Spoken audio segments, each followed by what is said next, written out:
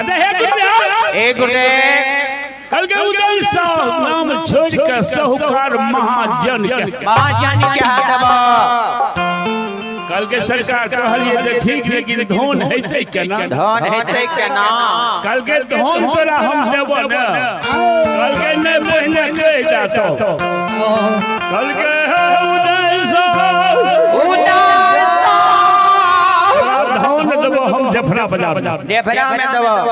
कल के से सब हमने बुझबो कल के सरकार हमरा कहबो तब ना कल युग युग संग युग नहीं जो नर करे विश्वास कल युग छिए अच्छा हमू के चाहे कल जे भाग बनबे से दिए तौल ने त तुरंत चढ़ा दे रेल पर जय हो वजह गुन्नी पढ़ल लिखल सब टेस्ट करै छै एकरा गोसाई छै कि नहीं हमर बाबू के सेवक एको महीना ओकर बेटा सने के किया आठ बार भगत कहल के नहीं दल के गोसाई बेटा सने के बेटा हमने सब मुखिया किया सब चीज क्या होगा तब जे हमारा भगत के मंगल दिन परसों हिया दो हमें जान लिए नहीं कलिए बाबू के सेवक के दौल दे गेलिए भगत लग है वो अगर बेटा सने के है रो हम जान लिए नहीं है हम तो बेकारे ओकरा बाबू खेबो आर नहीं चल लिए गांव बिहान जाकर सुसार के बेल मोटरसाइकिल से लेकर के बाबा सुसार लगा भिनसर में हमर बाबू लेकर के तू भाग के आली रे हमर सेवक के तू दुआर पर देवी शंका खाली गेलिए दुआर पर गोर भेलिए बैठलिए पूजा भाई पूजा मालिक मेरा से बाबू हमरा प्रवेश कर बाबू के पूजा कर जय हो कल के बाबा कते चल के रे तोरे दिल बेटा कल के सब खरा रास्ता छोड़ ओने से संसार चलो मारने सब बेटा जनानी के जे हो हे एहन जांच है छे बाबू अखनो पूर गेल भगता नहीं त जा उदय साहब कहे को छै के कलयुग छिए कल हमरा से कोनो गलती भेल हमर काज शरीर छोड़ देबो त कल के उदय साहब से हर सब गलती मां क्या देबा उदय साहब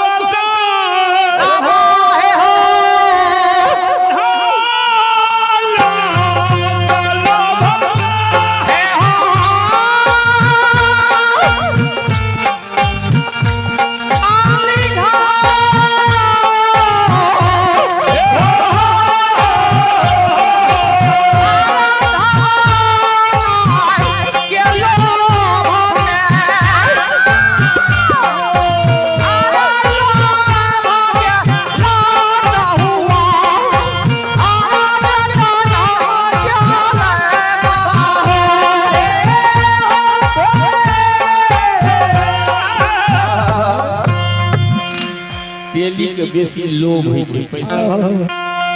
उदय से गल हमरा त कोठा यमार हाथी सर भरा धन के कमिए नहीं फेर कहल के रहमन चुप है बैठिए देखिए दिनन के फेर और जब नीचे दिन आवत है तुरंत ओकर दिन सुधीर भाग कल के सरकार कहलिए ना ठीक है लेकिन हम कौल लालेम तब सतनाम बोलो बुझल के सहुआ का कौल नूर से कल के मां कल के सरकार हमें ये देखे छे सर पर गर्दा छै गर्दा नैन के कलहू में दे दे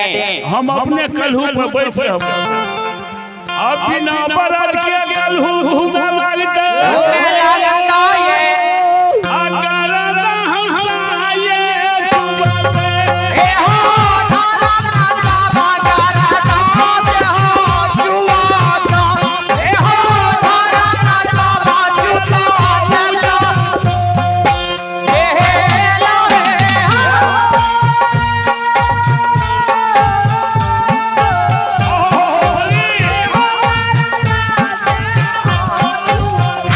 Bye.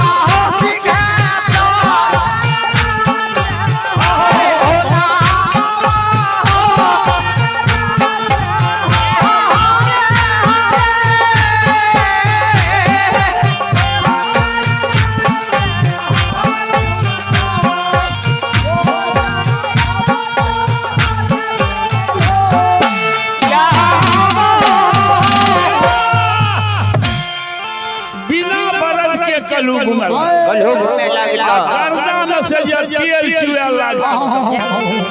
ए हो धरुआई बाबा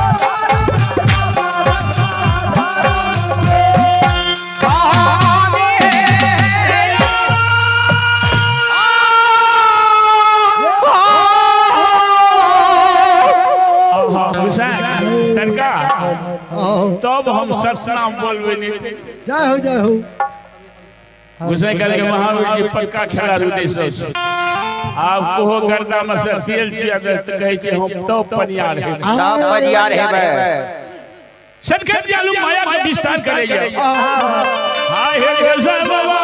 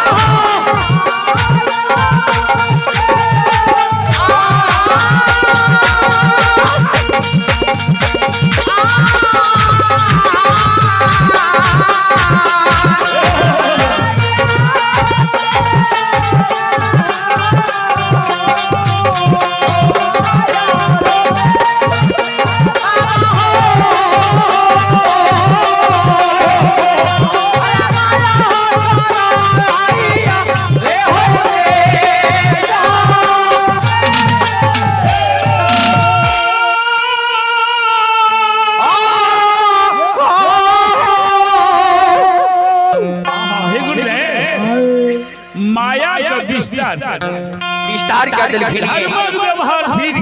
फिर गेले बिना पर्दा के कलहू घूमे लागले आ गर्दा में से तेल चुए लागले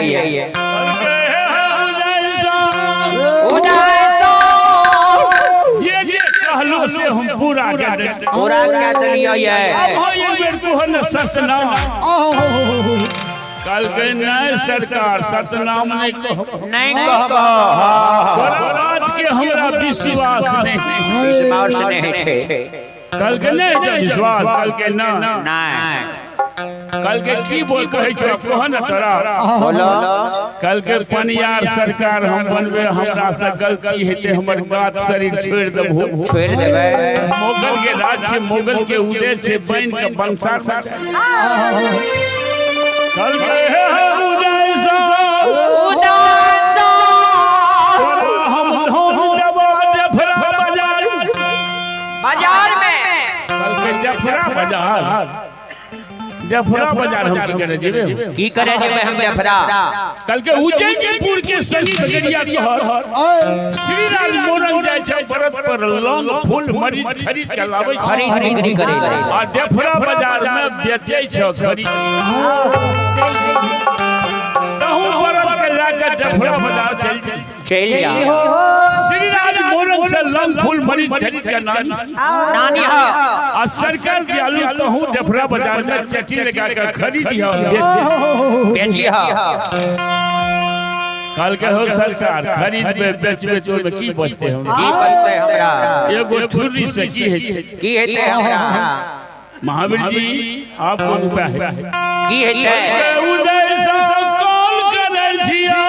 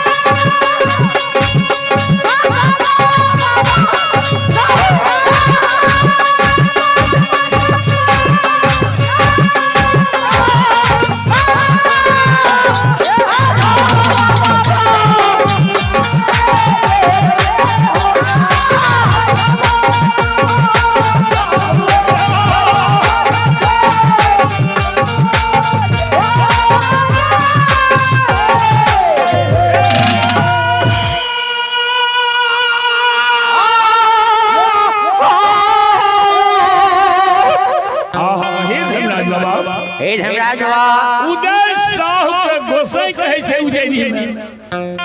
चटी लगा के जब तू खरीदे लागो न तो हमें पछला पलटा पर जे 5 किलो नाम दगड़ा 2 किलो आ जब बेचे लागो न तो हम अगला पलटा पर पछला आ तो जे लेते 5 किलो ओकरा हेते 2 किलो उदय साहू आहा आइए भगवान के बारे में जगकर्ता श्री उरी उषा के सुपुत्र सतीश कुमार गुप्ता की ओर से सैनी कुमार और पिंकी कुमार की ओर से भगवान के बारे में मदन शर्मा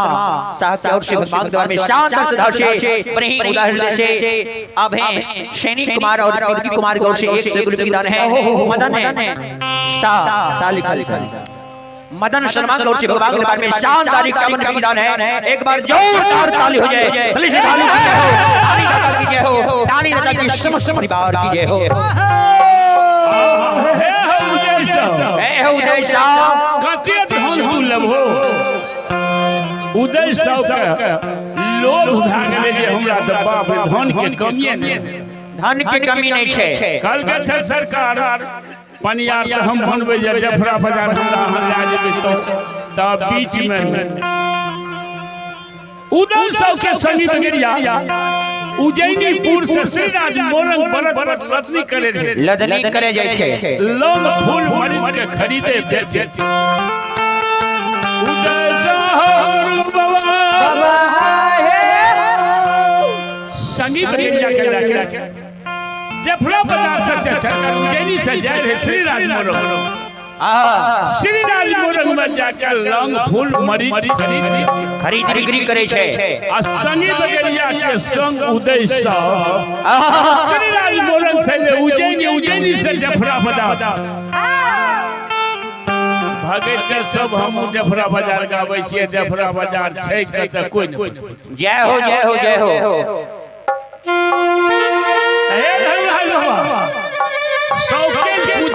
विद्वान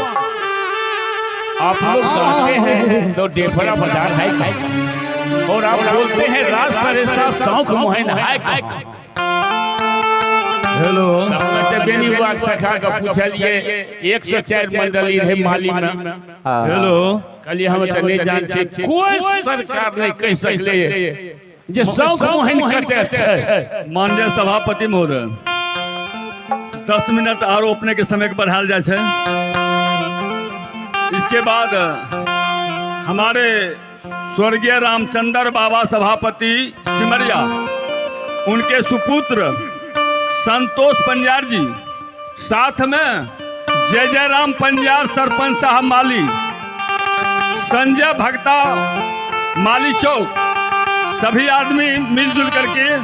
कम समय में प्रवचन रखने का काम करेंगे। आपके पीछे संजू भारती महिला गायिका बैठी हुई है, थोड़ा श्रोता समाज का भी सेवा होना चाहिए। सभापति महोदय समय सारणी को देखते हुए आपका समय को मैं विराम देता हूँ, कष्ट नहीं रखिएगा। 10 मिनट और आपको समय बढ़ा रहे हैं। हमरा बोनो कबे बोल क्या गुरु बाबा